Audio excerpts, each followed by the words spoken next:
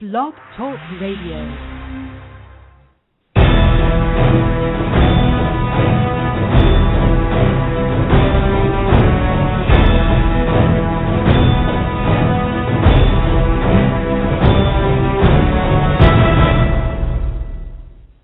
Well, good evening, everybody. Welcome back to the Piccalillian Kick-Ass Fantasy Football Show on Blog Talk Radio.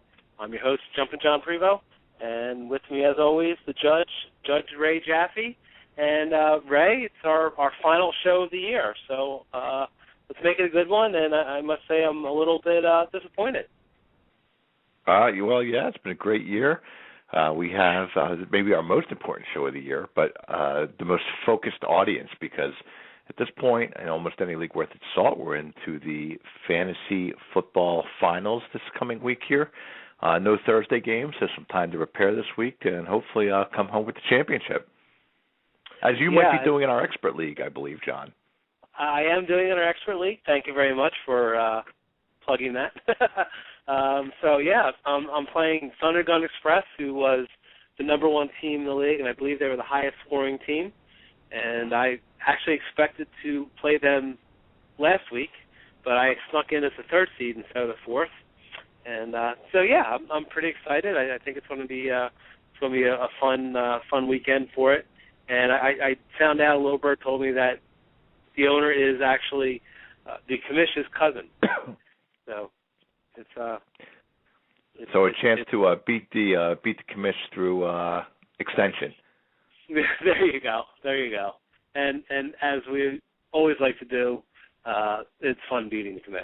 It is in any way, shape, or form. Yeah. So I'm excited, and it should be a good weekend. And for everyone else listening, unless they're just loyal listeners, loyal fans, I hope either way we get a call from Jersey in the house just to find out how we did. And so let's get it going. Yeah, it's like I said, big week. Actually, had an exciting show on Sunday. I got to join the commissioner professor on ESPN Radio for a couple hours, going through the Sunday schedule and matchups and studs, duds, and sleepers, and who's start, who's sit, all that good stuff. So we were in high octane mode for that show. I think we had about 20 calls. It was chaotic, and people came through that, hopefully better than worse, for listening to our advice, and now we're down to the only the strong shall survive. Now, you were in the studio for that. Is that correct? I was in the studio with the boys. Oh.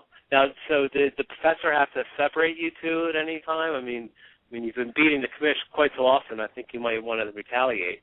So, no, actually, because the professor and commish do this all the time. So I sat in between them, because I think they, the tempers were flaring. They had a lot of, no, not really, but they, it was good to have a mediator, to break some ties between the commish and the professor. You have a lot of ties, and as it turns out, once again this week, I beat the commish. Now, I'd say what a surprise, but even that's redundant. But I'm glad you did. And I will say, just getting back to the Sunday show, because as obviously you're aware, I did call in, and I caught the last 10 or 15 minutes or so of the show, and unfortunately I wasn't able to make it down there, and I did make sure I got Antonio Brown in as my flex spot in our Kick-Ass League, and so I want to thank a certain judge for that great piece of fantasy advice. I liked it. I thought, I definitely was wrong on a few that some of the guys had an edge on me. I had definitely had the Antonio Brown edge on them. I think I called him out against the other two for one of those selections. Yes, you did. And you were definitely right on another pick of yours from your studs, and sleepers. At least one of them, if not two or three. So we will get to that later. But I think you had a pretty good week. Overall, not a bad week, and the professor, I think, keeps tally of all this. So he'll, maybe next time I see him, he'll let us know how we actually fared. Yes. Yeah, well, that'll be fun. So hopefully we'll get a chance to do that in person at some point, maybe over the winter. Talk about the upcoming 2013 season a little bit. But so I have to ask you. I know you're obviously I know how you were doing in the Kick-Ass League. You did have another fantasy league, I believe, so I'm wondering how you did in that one. I had one other fantasy league, and I'm in the finals. So I am still playing this weekend. Have my team actually is really strong in that league. Sort of all came together. So I think I'm going in as the favorite. Anything can happen, but hoping to hold it together and hoist the trophy. And this is a league I've been doing for more than 20 years. So there's a lot of pride and a little bit of money attached to this league. A little bit of money, okay. Yeah, I have to say I'm in a couple leagues. I was in a semifinal, and I went up against, and this is an ESPN league, and it's a 2-week playing period, right? And I won the first week. I was ahead by about 14 points, and so this game I went against Russell Wilson, Adrian Peterson, and James Jones. And I think they were the high-scoring players from each of their positions probably last week. Well, I'm pretty sure Russell Wilson and Adrian Peterson each were. I'm not I think exactly James Jones sure might about have James Jones. But maybe Crowder, maybe someone snuck it out. But he had, 3 touchdowns and 60, 70 yards? 60 yards and 3 touchdowns. So, yeah. I say it was close. Now, I got a big fat goose egg from Stephen Ridley and a big fat goose egg from Connor Barth, the kicker from Tampa Bay. So it was just an ugly scene. I cried. Now, if I know, you're a very savvy fantasy player. I have to say, on Sunday all of us were down on Ridley this week. I mean, now if you didn't have another option, you have another option. But we all thought he was going to have a rough game, and he did. I'll be honest with you. I'm not even sure what happened in this because I had Ben Roethlisberger starting over Matt Ryan, which they ended up fairly equal in points, but it's not a move I would have made either. So I'm guessing either my son made some changes for me by accident, or I think actually what was happening, I was fooling around on my cell phone, on my ESPN app, and I think I made changes on that, unbeknownst. And that's the only thing I can think of because I have DeMarco Murray on my bench, and I can't imagine playing. I mean, I wouldn't have placed Ridley instead of Murray. And right, absolutely. I smell a protest. I smell a protest coming in this league. Nothing I can do to protest. I mean, it was my lineup, but those 15 points would have gotten me the win on that one. So I ended up losing by 12. So I'm not really sure what happened, but that's where the cookie crumbles, I guess. But I just thought that was funny. I think it was when I was looking at it on my smartphone. I think somehow it made some changes that I didn't want it to make, and that's the story I'm sticking to. That's probably the new danger of smartphones. It's great 'cause you can do your lineup if you're in a weird spot or you can't get to the computer. But you pocket dial, you could pocket lineup change. Then what happens? Start a kicker in your flex position. Who knows? Yeah. Well, if it was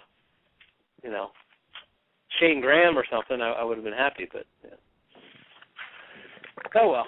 So that's the way the fantasy life goes. And but obviously I'm more excited about the Kick-Ass League, so we'll keep going with that. So let's get into our show a little bit, and if we have some time later, we can talk a little bit more about the other fantasy leagues. But to start off with some news, and we'll put this, since we're a fantasy show, we'll put this under the headline, Does Anyone Really Care? And that is the fact that Greg McElroy will be starting the last 2 games for the New York Jets. Yes, he will be. Yes, he will. And well, it's funny. I mean, it's more interesting than fantasy relevant. I'm not even sure how relevant this would have been 8 weeks ago, but now, going into the final. Put it this way: if Greg McElroy is someone's answer for the final week of fantasy football in the Super Bowl or the championship game, good luck. Well, they would definitely need it, yes. A lot of it. I mean, I can almost even see. I mean, the fact that they bypassed Tim Tebow says a lot. but I could even see someone taking a chance on Tim Tebow just from the perspective, of getting some rushing yards. I mean, he was good for, probably 15 points without passing the ball when he was playing for Denver. So I think, again, you'd be pretty desperate to put him in, but I could almost see that. But Greg McElroy, not so much. No, not going to help you. Not going to help you. And then I want to get to some quick injury notes, and then I think we have Victor on the line. So let's do some injuries real quick. Again, Jay Cutler just coming out of reports of a neck and MCL injuries. I don't believe there's going to be any lost time, but just maybe a little bit of caution for anyone who's relying on Cutler for the final game. And then the biggest probably injury news is Ryan Matthews. He fractured his collarbone. He is out for the season. And then, he... Guy's been a huge disappointment this year. He has been a huge disappointment. I'm sure there's a lot of people that still had him as a flex player. He still always had that potential. Curtis Brinkley is going to fill in for him, and maybe some Jackie Battle. But, Judge, I can't imagine anyone's going to be relying on them in their fantasy lineup. Can you? No, San Diego hasn't played well. I mean, the Jets aren't good, but their defense is still solid. Steer clear. Steer clear. And then Isaac Redman had some either a foot or an ankle injury. He came out of the game, went back in, wasn't effective. That just leads more carries for Jonathan Dwyer. And also for Pittsburgh, Emmanuel Sanders, fractured rib. He's day-to-day. Maybe just some more passes for Mike Wallace and Antonio Brown. Yeah, good options. Again, Cincinnati, decent defense, decent front four, but Roethlisberger obviously looks more and more like he's back. They're starting to look more like the team we thought they would look like, especially on the passing side with Roethlisberger and Brown back healthy. And we'll talk about that a little bit later in the show as well. And then another fairly significant injury is to Torrey Smith. Torrey Smith is more likely at this point a wide receiver 3 and or flex option for anyone looking for the high upside. But he has a concussion. As concussions go, he's, I would say, day-to-day. I'm not really sure what his status is yet.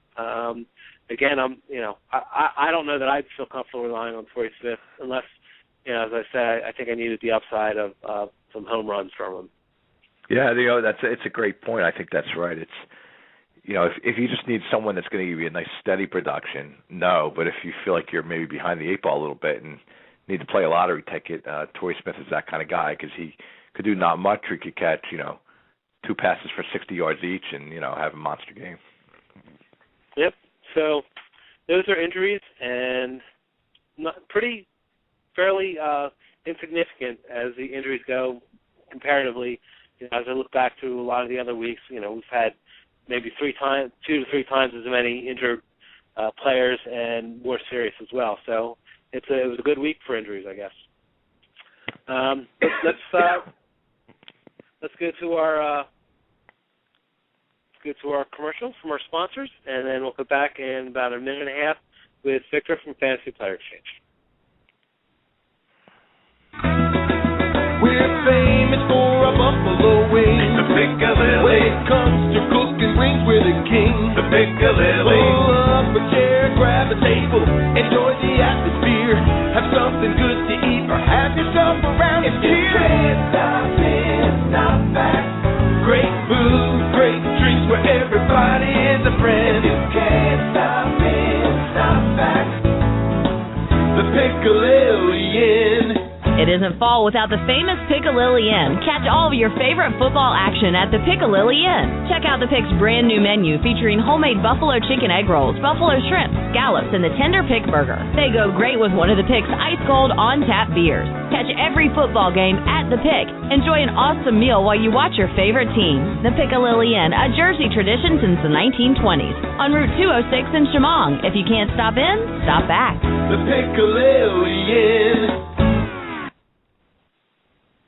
Don't let your fantasy issues become a reality. Fantasy Judgment is the premier dispute resolution service for all fantasy sports leagues. Led by attorney Michael Stein, the Supreme Court of Fantasy Judgment will resolve any and all issues or conflicts that arise in fantasy leagues. This includes disputed trades, collusion, abuse of power by league commissioners, lineup and roster errors, draft issues, score discrepancies, and interpretation of league rules. We alleviate the burden for league commissioners and allow everyone to focus on winning their leagues rather than arguing over disputes. Visit www.fantasyjudgment.com.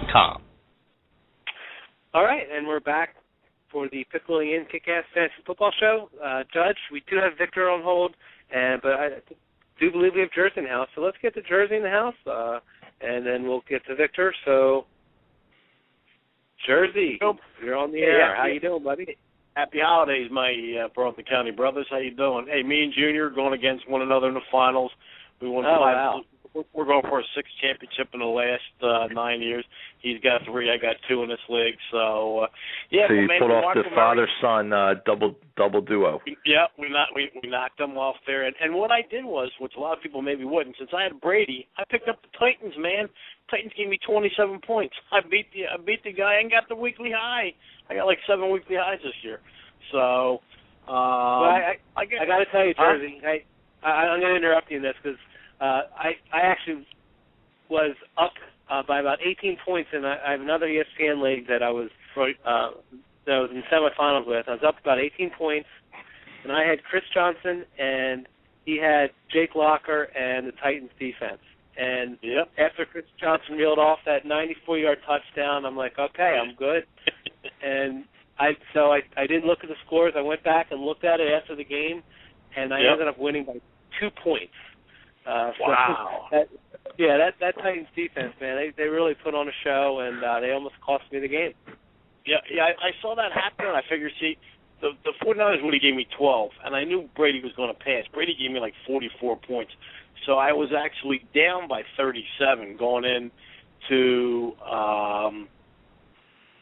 Sunday night. So I was actually ahead 137 to 134, and then when the defense I ended up winning like 166 to 134. So I got the weekly high. But I kind of figured the Titans would go off. Well, I guess my question this week is, I'm not going with Ridley. I haven't played Ridley in 2 weeks, and Ridley did exactly what I thought he would do. Fumble the ball and shut down, go in the doghouse because he'd have to pass it. I went with Forte. He gave me 17. Murray gave me like 21, 23 or whatever. My question is, I'm going to stay with those guys, but defensively, I got the 49ers. They play Seattle. Now, here's my philosophy. Am I overthinking? I don't know. You got a division rivalry here.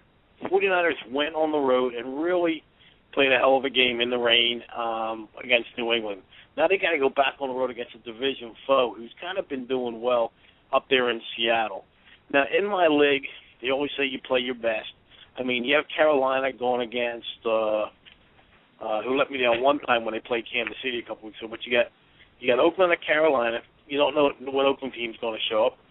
The Chargers are at the Jets, but I can't trust the Chargers defense because their offense is so messed up.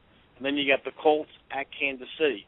Are any of those defenses worth picking up playing instead of the 49ers?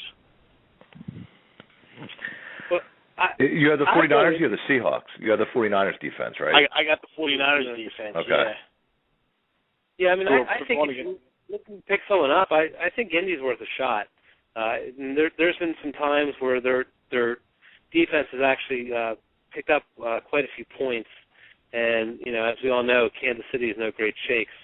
So, they may even be going to Ricky Stanzi. So I think if you're looking for an upshot, I would try Indy. Of those three, I definitely agree. Sometimes the defense is just like the Tennessee play last week. You're not looking at that team's defense; you're looking at who they're playing.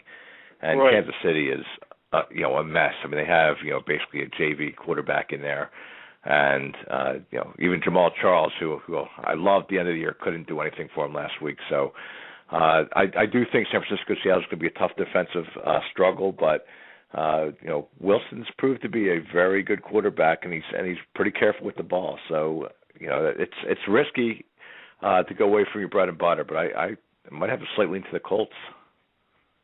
Okay, yeah, because that's what I was trying to figure, because when I knew Brady was going against the 49ers, I figured, I'll take a chance. When I saw the Titans-Jets, I figured, man, the Jets have been struggling, and Tennessee's been playing well, so that's why I did it that way there. Like you said, normally you go, and I'm playing Junior, but, Junior's won 3 times, I've won 2, and Junior won it last year. So it's like, I don't want to hear Junior say, Dad, I kicked him, you know what I mean? So,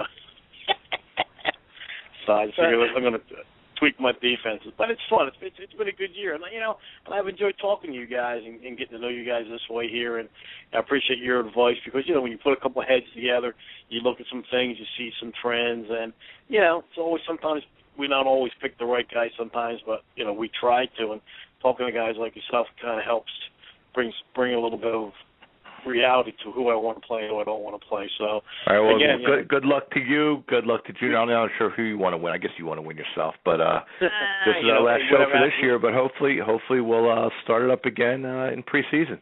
Yep, I look forward to dealing with you guys again. Thank you for the voice you gave me this year, and we've had a real good, successful year. And like you said, you have a safe and happy holiday, and enjoy your Christmas, guys.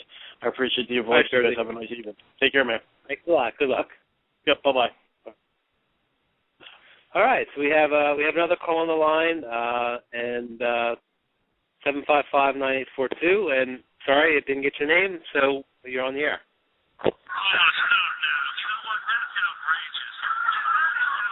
Hello. All right, we'll get back to them, and let's get to Victor, Fantasy Player Exchange. So, this hey is Victor. guys, how you doing? Hey, this is Victor. How you doing? Hey, great. Sorry. Hello, Victor. Long. I'm hoping to give you a lot of time to compile the stats on how bad the commissioner did this week. How you guys doing? Everything this past week was an interesting week, actually. There were a different type of game this week. It seemed like there was really a lot of low scoring. I don't know if you got a chance to look at it, but there wasn't really anybody blowing anybody out this week. I think the highest all except one person, Victor. Yeah, I guess that is true. That is true. And it's the week was a really interesting week. You guys have been talking about it, all day. There were some key injuries. There was a lot of things going on that just people were not expecting. I mean, just what Chris Johnson did was amazing. That run was just ridiculous. And all it takes is having that one right person that gets from that big run, and all it takes to go for the lead, That's it exactly. I mean, there's the big play players. I mean, Chris Johnson's any fantasy player's absolute nightmare. He's probably the worst possible guy you could have in fantasy because you struggle every week with him. You play him one week, he gets you 23 yards, and you get fed up. You sit him, then he breaks off for 120 and then a touchdown.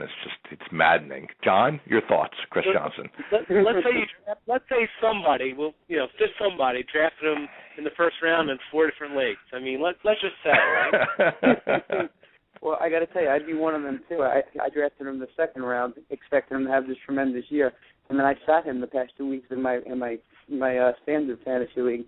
And because you never know what you're going to get. And like you said, I have some other guys that I put in front of him, and he goes out and do this, and I'm like throwing, my remote through my TV. Yeah. All right, so Victor, this was. I'm kind of stuck with him in my kick-ass league, so I'm really hoping he's got a little bit more magic in him and lead me to a championship. Everyone should be aware. We're talking about Fantasy Player Exchange, so we're talking fantasy, but a fantastic supplement to fantasy, and Victor's been on with us almost all year.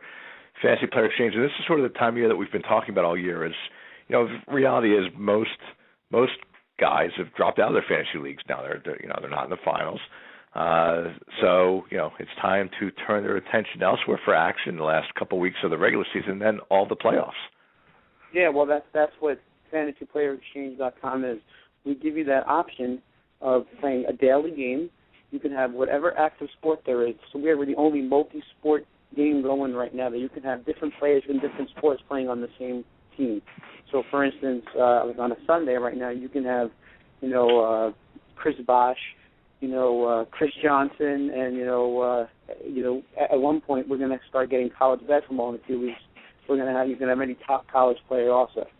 So it's great because you don't have to be stuck in the one sport. If you're interested in other sports, you have other opportunities to pick players.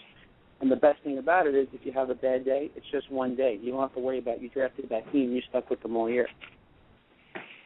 So I got to ask you, Victor, now that the bowl season started, and you had any action on got a couple games already, and how's that going? Well, it's great. We do have the feed for every single college college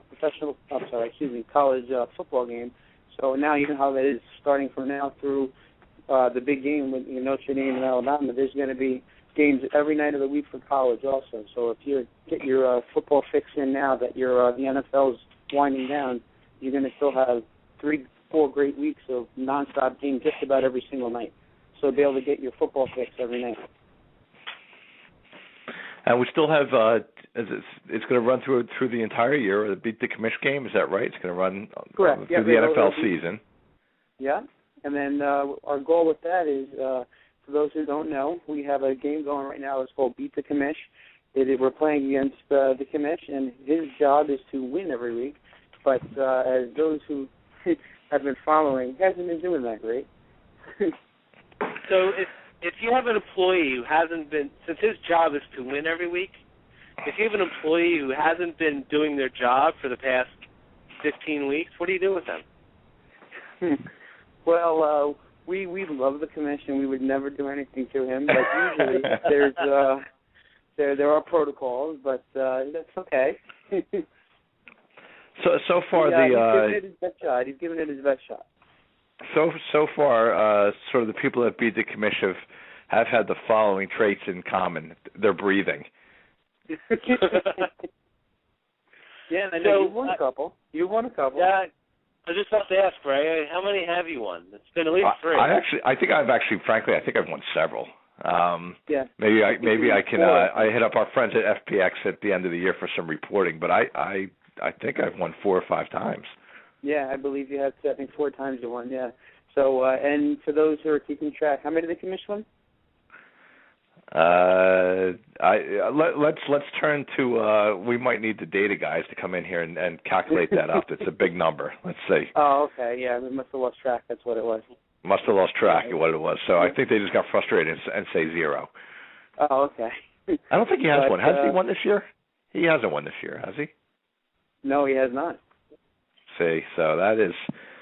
You got. I mean, yeah, that's all you need to hear out there. I mean, if you're listening to the show, that's all you need to hear. Beat the Commish game, fantasyplayerexchange.com.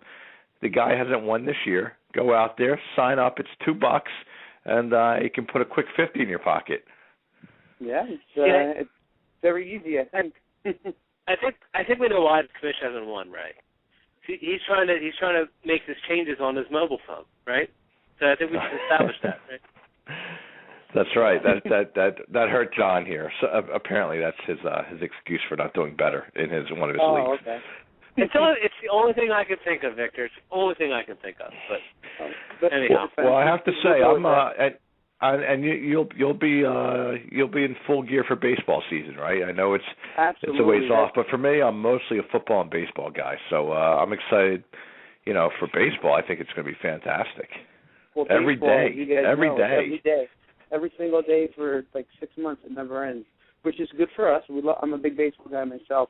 Excluding the All-Star break all of 2 days, you're going to have nonstop baseball for a long time, and that'll be starting out. We'll start the first official game. We won't do preseason. They'll still have the games, but we won't count that because it's kind of not fair. You know how that works with it. You're playing split squads and stuff. But once the regular season starts, we're going to have games every single day. Love it. Yep. Awesome. Well, guys, thank you so much for having me on again. And are you guys having your show next week with the holiday? We are not. No. This is it for us this year. This is the swan song. Okay. Great. Well, so yeah, thank Victor, you so much for the year. I really appreciate it. And, it's been great having you on. Best of continued success with FPX. You guys will just keep growing into more sports and doing more things with it. And hopefully we'll talk next year and it'll continue to blow up. So great stuff. All right. Thanks a lot, guys. Have a happy holiday. I really appreciate all you've done for me. All right. Thanks a lot. Thanks, Victor. Wish you the best. Thanks, Victor. All right. Bye-bye. Bye. I almost feel a little guilty, Ray, about ragging on the commish, but almost. Almost, yeah. Almost, yeah. And won't lose any note, sleep. Excuse me? Won't lose any sleep tonight. Not over that. And so let's go ahead and take our next commercial break. We'll be back in a minute and a half. This is Jumpin' John, and we'll be back with the judge on the Piccolo Inn Kick-Ass Fantasy Football Show. Just to remind everyone that we do have a call-in line. That's 877-511-1024. So we'll be back in a minute and a half. Don't let your fantasy issues become a reality. Fantasy Judgment is the premier dispute resolution service for all fantasy sports leagues. Led by attorney Michael Stein, the Supreme Court of Fantasy Judgment will resolve any and all issues or conflicts that arise in fantasy leagues. This includes disputed trades, collusion, abuse of power by league commissioners, lineup and roster errors, draft issues, score discrepancies, and interpretation of league rules. We alleviate the burden for league commissioners and allow everyone to focus on winning their leagues rather than arguing over disputes. Visit www.fantasyjudgment.com. We're famous for our buffalo wings. The Piccalilli. When it comes to cooking wings, we're the king. The Piccalilli. Pull up a chair, grab a table, enjoy the atmosphere. Have something good to eat or have yourself a round of cheer. If you can't stop in, stop back. Great food, great drinks where everybody is a friend. If you can't stop in, stop back. The Piccalilli Inn.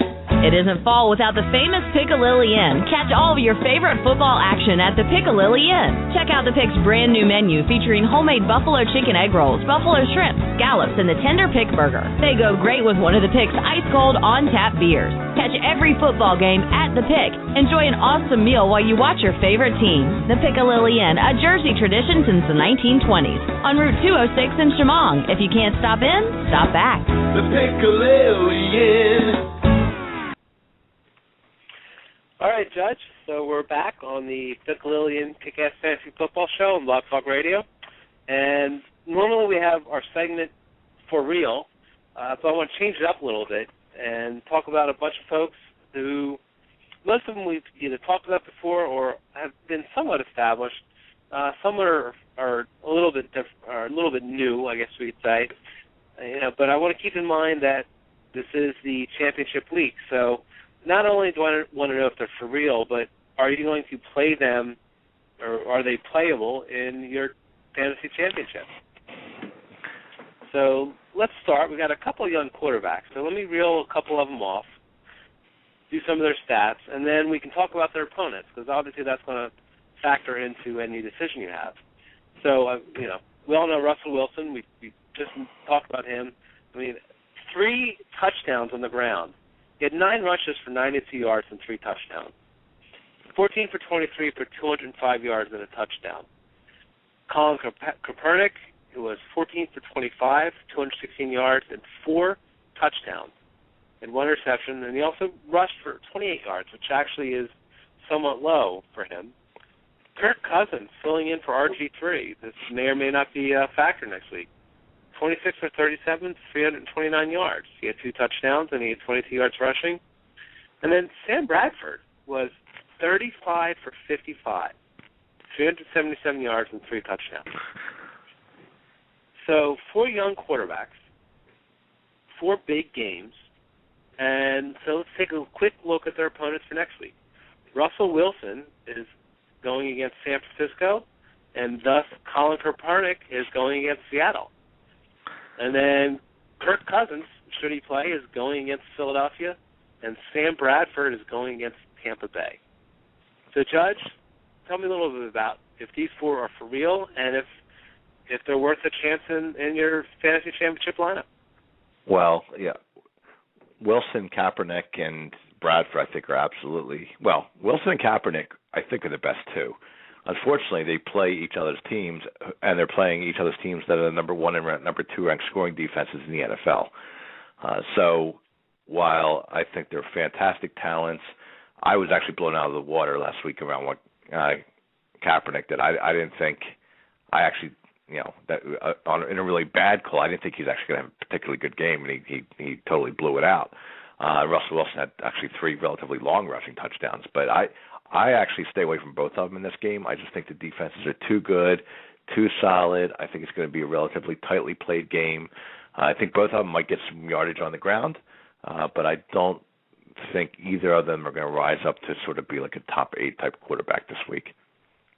On the other hand, Kirk Cousins, I actually think it's looking more and more like RG3 might play against the Eagles, so Cousins might become a non-factor.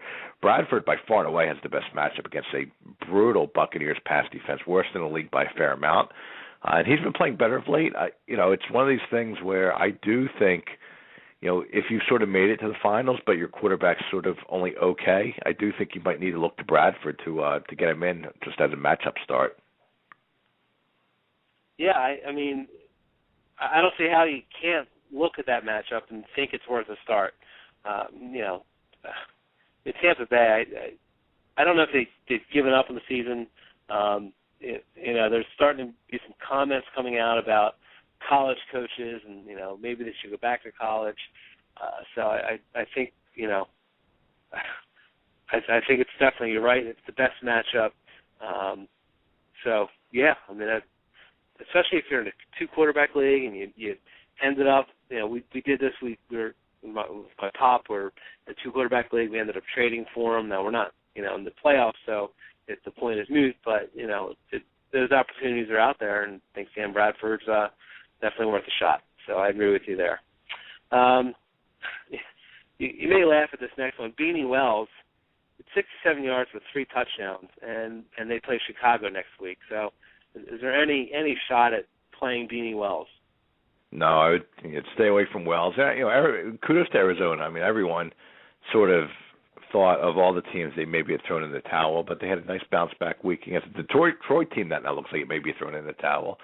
But no, Beanie Wells did have the 3 touchdowns. That's great, but the reality of it is he did only go 17 for 67 against a pretty poor Detroit defense. He's facing a Chicago defense that's getting a little healthier in the playoff hunt. I would stay away from Wells. And then, we talked about Ridley a little bit, and it still hurts to mention it. Danny Woodhead came in mostly after Ridley's second fumble. He only lost one of them, one was overturned. Danny Woodhead came in, 12 rushes for 61 yards and 2 touchdowns. For all those Ridley owners who were thinking, man, I wish they were mine, Ridley did have a chance from the 1-yard line. And Woodhead also had 5 receptions for 23 yards. So Danny Woodhead going against Jacksonville next week. It's be worth a shot in your championship lineup. Yeah, it's a great matchup for a New England running back. You would think they'd win that game easily. I think you have to stay away from them. It's just there's still too many questions. Will Belichick go back to Ridley and work him in, get his confidence back up again? Because I think longer term Ridley's obviously more of a long-term solution than Woodhead at running back. So I just think it's too much risk for me to put into the finals to go with a Danny Woodhead type. Yeah, again, it's just like putting either Russell Wilson or Colin Kaepernick in for your finals. It's just not worth the risk. It's a nice story, but this is your finals, and for a lot of people, it's worth some money. So, we talk a lot about matchups. And last week, we had a couple backs from Carolina who, surprisingly, San Diego just laid down for them. D'Angelo Williams had 93 yards rushing, and he had 2 receptions, 51 yards, and a touchdown, and on 2 targets. And then Mike Tolbert had 40 yards rushing, 2 touchdowns, and he also had 2 receptions, but only 24 yards, but still. And they get Oakland this week. So, Carolina's had a lot of issues running the ball. Last week they did well, and this week they get Oakland. So do either D'Angelo Williams or Mike Tolbert deserve a shot in your fantasy championship lineup? As long as Stewart's still out, then I do think I would look at D'Angelo Williams to maybe sneak in as a flex player. And what I really liked about his week last week was actually the 22 carries. It's been a long time since D'Angelo Williams has seen 22 carries on a sort of regular basis. I do think it's another good, even though the Raiders played well against the Chiefs and Jamal Charles last week, I do think it's a good matchup for Carolina. Newton has looked much better, takes some pressure off the running game. So I would look to Williams as a potential flex-type player. All right, and we're moving on. A couple of wide receivers had some big games. We'll start off with your friend Michael Crabtree. 107 receptions for 107 yards. He had 12 targets. He had 2 touchdowns. But again, we talked about matchups, and he's going against Seattle. So we liked Michael Crabtree last week. Do we like him this coming week? Yeah, I still like him enough to be like a wide receiver 3, maybe even a poor man's wide receiver 2. The last 3 weeks he's gotten 11 targets, 12 targets. And remember, coming out of college, Michael Crabtree was, an absolute stud. He was supposed to be a big-time receiver, and maybe we're starting to see some of that now. Right. Yeah, I'm sorry? I was going to say, like the next Jerry Rice, putting it in San Francisco perspective. He was a huge talent, and frankly underperformed, even though he had okay numbers his first couple of years in the league. So I actually think Crabtree. I feel good enough about Crabtree that I would put him in as, like I said, a low 2 or certainly a 3, even with this tough matchup.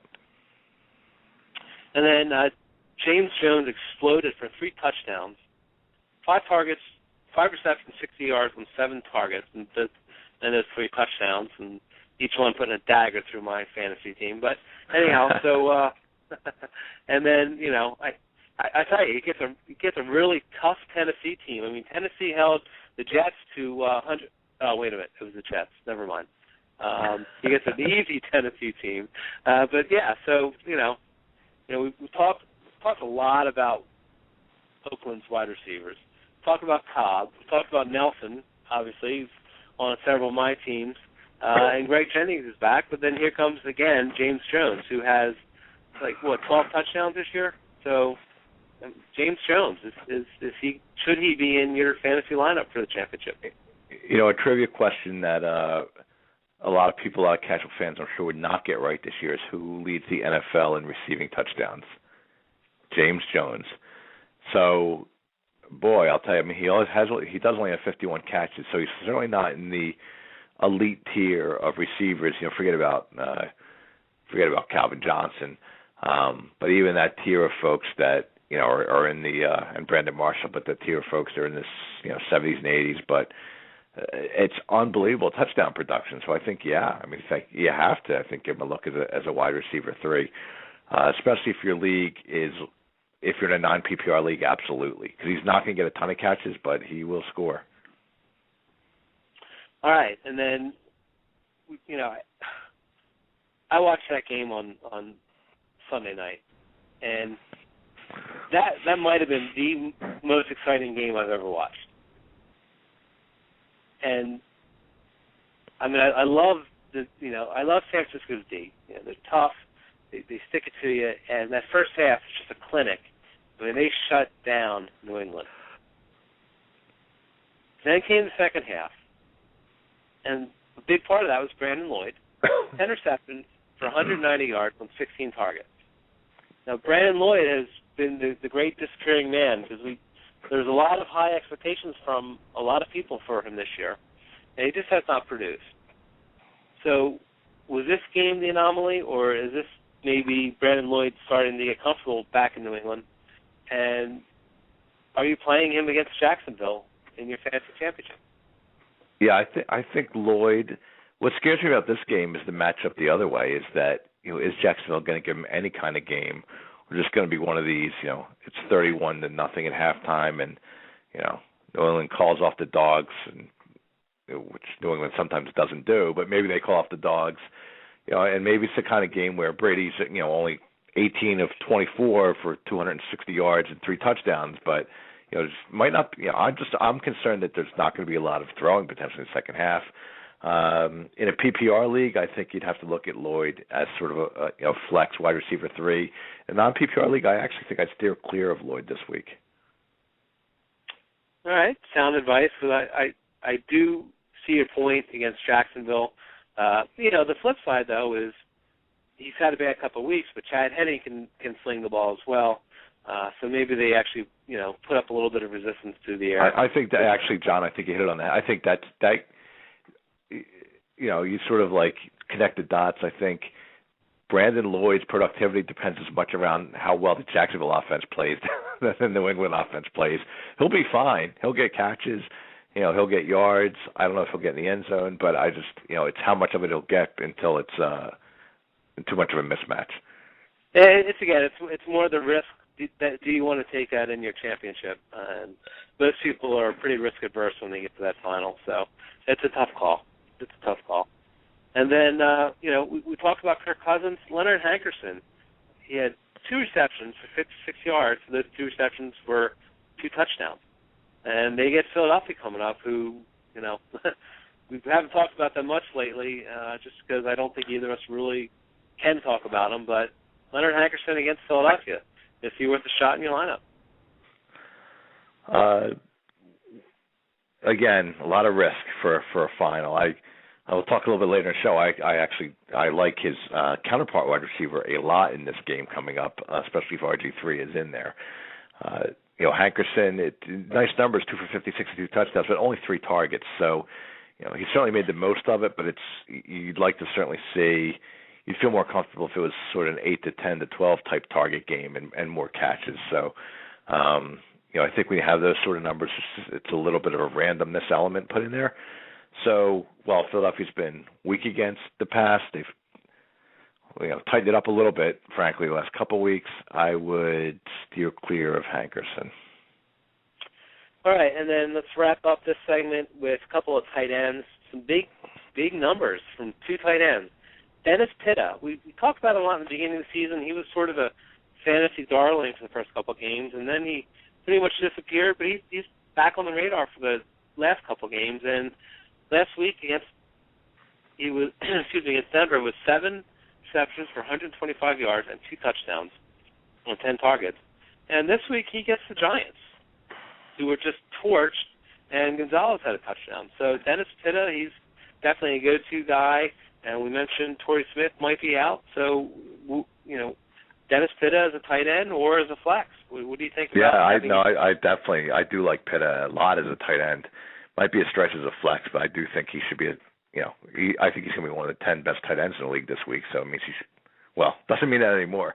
But, because there's probably only 2 tight ends who are playing this week in most leagues. But absolutely, he's a safe start. I think if you have one on your team, back and healthy. He had 2 weeks ago, he only had 3 targets, but other than that, 9, 6, and 10. So he gets a lot of looks. I think it's a solid matchup for them against the Giants. So, yeah, I like Pitta. And then Heath Miller. There's complaints coming from Roethlisberger that he wasn't as involved in the second half. He did have 7 receptions for 92 yards and a touchdown, and those 7 receptions were on 7 targets. So, who's Roethlisberger complaining to, himself or Heath Miller? But he was complaining about the play calling, that Heath Miller couldn't get involved. Okay. But, then again, how many times was it just, Roethlisberger couldn't find him open or he wasn't open? So, there's a little bit of discord in Pittsburgh possibly. I think that's smoothed over. You can't have that, if you're looking to make some waves in the playoffs. But still, Heath Miller's a big name, and my son keeps asking if I'm picking him back up. I had him on one or 2 of my teams and ended up dropping him during the bye week and never got him back. And he keeps asking, he knows I'm a big Pittsburgh fan, so he keeps asking. Heath Miller. Well, Heath Miller's about as safe as you can get. I mean, last 4 weeks, 8 targets, 6 targets, 9 targets, 7 targets, 6, 5, 5, and 7 catches. Between 60 to 90 yards every week. It's and then a touchdown every other week. So if you get the touchdown, he's done real well for you. If you don't get the touchdown, you're probably getting an 8-9 point tight end, and it's as consistent as anybody. So measure that up against what else you get from the other tight ends, and he'll probably wind up starting in a lot of leagues. Well, there you go. That's sound fantasy advice from the judge. And on that note, we'll take our final commercial break on the Pickle Inn Kick-Ass Fantasy Football Show. Reminder, our call-in line is 877-511-1024, and we'll be back in about a minute and a half. Don't let your fantasy issues become a reality. Fantasy Judgment is the premier dispute resolution service for all fantasy sports leagues. Led by attorney Michael Stein, the Supreme Court of Fantasy Judgment will resolve any and all issues or conflicts that arise in fantasy leagues. This includes disputed trades, collusion, abuse of power by league commissioners, lineup and roster errors, draft issues, score discrepancies, and interpretation of league rules. We alleviate the burden for league commissioners and allow everyone to focus on winning their leagues rather than arguing over disputes. Visit www.fantasyjudgment.com.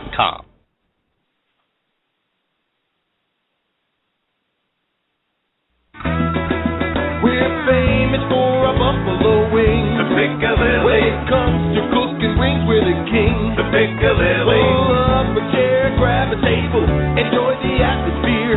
Have something good to eat or have yourself around here. If you can't stop in, stop back. Great food, great drinks where everybody is a friend. If you can't stop in, stop back. The Piccalilli Inn. It isn't fall without the famous Piccalilli Inn. Catch all of your favorite football action at the Piccalilli Inn. Check out the Pick's brand new menu featuring homemade buffalo chicken egg rolls, buffalo shrimp, scallops, and the tender Pick burger. They go great with one of the Pick's ice-cold on-tap beers. Catch every football game at the Pick. Enjoy an awesome meal while you watch your favorite team. The Piccalilli Inn, a Jersey tradition since the 1920s. On Route 206 in Chemong. If you can't stop in, stop back. The Piccalilli Inn. You know, Ray, I'll tell you, every time I hear that Piccalilli Inn commercial, I really wish I had been able to make the bonfire the other week. And from what I understand, the wings are out of this world, and I've missed the opportunity. So I'm hoping we get the chance to meet as a kick-ass crew down at the Pick at some point. Yes, it makes me want to eat wings. That's what it makes me want to do. Yes, and drink beer, but that doesn't take much. No, that's an easy one. All right, so talk about drinking beer and celebrating. I think you had a pretty good week last week for your studs, and sleepers pick. So let's get into it and find out exactly how you did. So why don't you lead us off, right? Studs, and sleepers from last week. So my stud last week was Marshawn Lynch, who is not really a reach. He's been one of the better running backs in the league. I liked the matchup against Buffalo, and Seattle did too. They trounced them 50-17. Lynch had for limited action, he had a great game. 10 carries, 113 yards, a catch for 14 yards, I believe. And he scored once. Reality of it is, Russell Wilson scored 3 rushing touchdowns. So it took away a little bit of the what could have been a monster game for Lynch. But certainly with limited touches, he made the most of it. Certainly did. And my stud, I went with Ryan Tannehill, and I was pleased. I think he had 220 yards. I was very pleased. I think that was impressive. Yeah, and he had 52 yards rushing. So that obviously the 52 yards gave him an extra 5 points. So that really helped elevate him a little bit. So wasn't quite the monster passing game I was hoping from him, but I think I'll go with it. I think that was it was a reach as a stud, and he performed admirably. I think we'll get to your dud, but it's very impressive that your stud and dud, you got the right side of the coin for those two quarterbacks. Who would outscore who? Not a lot of people would have taken that bet. No, I don't think so. But talk about taking the bets. You went with your dud, and comparatively for the year he's had, it was a pretty down game for him. So let's talk about him. Yeah, so I took Andrew Luck as my dud against, what I thought would be an angry Texans team, and they made life pretty miserable for him. I think they sacked him 5-6 times. He didn't do much through the air. He was 13 of 27, but it was for 186 yards and 2 touchdowns, which took some of the, put a little shine back on the game. I think, good for Andrew Luck. Too bad for me. I would have liked to see maybe 1 or 0 touchdowns to really brag about the pick. But down a little bit from a normal Luck game, but not awful. No, he's had some up and down games. So I don't think you ever quite know what to expect from Luck on a weekly basis. He's obviously been a great rookie, but I think comparatively, talk about maybe minor victories. I think, he had a 61-yard pass to Hilton, which helped me as a Hilton owner. We always say take it away, but gosh, you take that away, you're talking 120 yards and a touchdown. So, not the game I think you would hope for with Andrew Luck. A lot of people start him as a quarterback. My dud, as you alluded to, was kind of a reversal of roles. I went with Peyton Manning. Ended up 17 of 28 for 204 yards and 1 touchdown. So I'm pretty pleased with that pick as well. One of the great picks of the year. I did have to make up for the Tom Brady dud pick last week. I mean, really. I like the reach. I like to make it a little bit fun, and those 2 picks were definitely reaches as duds, and one of them worked out and one of them didn't. Yeah, it's funny because Denver actually played the kind of game where you look at the score, you'd say, "Oh, Manning must have had a big game," but he didn't. He had an effective game, but fantasy-wise, he wouldn't have helped you much at all. A great pick. Yeah. And speaking of great picks, let's go on to your sleeper. My sleeper was Michael Crabtree. Felt strongly about him. Actually, was talking about him a lot on the ESPN show as well. Coming off 2 straight weeks of 11 targets, sort of getting right up to the 100-yard mark. Went over the 100-yard mark and got in the end zone twice, which was huge. 12 targets, so really one of the bigger games for any wide receiver this week in fantasy. Crabtree, and if you took the advice and got him in there, you did well. Yeah, not doing so well with me and my sleeper pick last week. In theory, it was correct. I went with Robert Turbin. I figured Seattle would get up by a lot. They wouldn't be using Marshawn Lynch as much. Turbin did have, I believe, 108 yards last week. This week is only 31 yards. So, not a great sleeper pick. Maybe would have liked a touchdown or 2 of those for Russell Wilson to go to Turbin. Would have made my day, but wasn't to be. So, Robert Turbin, not much of a sleeper, so sorry to disappoint. But the great thing is we get another chance to do it again this week. So, well, one more chance. This is it. This is it. One more chance. Let's make the most of it. I think you'd be hard-pressed to top your picks last week, Ray, but let's go ahead and see if you can. Well, my stud this week, I'm going to go with Pierre Garçon from the Redskins, and I'm putting a caveat out there. This is Tuesday. This is assuming RG3 plays. But RG3 absolutely demolished the Eagles last time we played against them. Garçon back, looking healthy. The Eagles defense, like I said, been playing a little better the last couple of weeks against the pass, but I think they're ripe for another taking apart, so to speak. So I like Garçon to really hook up with RG3, have a big game. Certainly north of 100 yards, I'd expect, and at least a touchdown. Well, for my stud, I'm going. I'm not sure if it's going to go against the grain from last week's results or not. I'm going with DeMarco Murray. I think he had a pretty decent game last week, and I think New Orleans obviously shut down Tampa Bay, but can they do that 2 weeks in a row? Can they do that against a Dallas team that's struggling and really hoping to make the playoffs? I think they need to win their last 2, and again they're in Dallas. So my stud, and maybe this is just kind of a rebound from whatever reason not getting him in my lineup on my ESPN league. I'm going to DeMarco Murray. And my dud, I'm going to turn to that Seattle-San Francisco game because like I said, the 2 best defenses in the league squaring off against each other. You figure someone's got to suffer, so it's really just a matter of picking who might suffer the most. I'm going to pick Frank Gore for my dud. Like I said, somewhere in there, someone's really going to suffer and really going to have a disappointing fantasy game. I'm going to go with the San Francisco running game. I'm thinking if San Francisco gets running yards, it might come more from Kaepernick actually than Gore. So we'll go with Frank Gore to give us sort of a 60-yard or less game without getting in the end zone. Wow, that's for the season he's had, Frank Gore's been really a beacon, I would say, for expectations of what a lot of people had for him.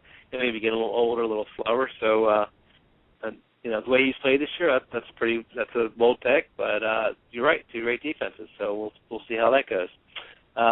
My dud for the week, I don't know if it's a cop out. I'll say any Pittsburgh running back.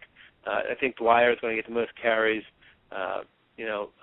Bedman, I believe, is hurt and may not play or won't be effective, and Mendenhall's coming off suspension, so I don't think they're going to be too anxious to give him a whole lot of work.